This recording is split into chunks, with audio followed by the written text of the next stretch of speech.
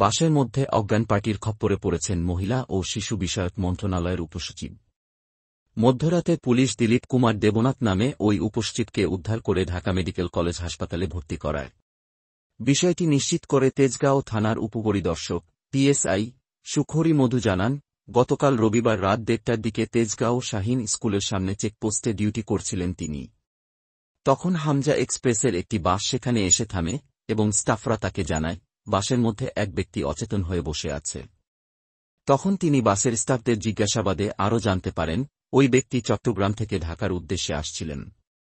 ঢাকার সায়েদাবাদে তার নামার কথা ছিল। সায়েদাবাদে যখন বাসের সুপারভাইজার তাকে নামার জন্য ডাকাডাকি করেন তখন তার কোনো সাড়াশব্দ পান না। চট্টগ্রাম থেকে আসার পথে তার পাশে আরও এক ব্যক্তি বসেছিলেন, যাকে দেখে মনে হয়েছিল তাদের মধ্যে কোনো পরিচয় রয়েছে।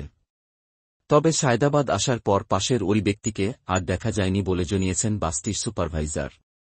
এছাড়া তার ব্যাগে একটি বাটন ফোন আর ভিজিটিং কার্ড ছাড়া আর কিছুই পাওয়া যায়নি।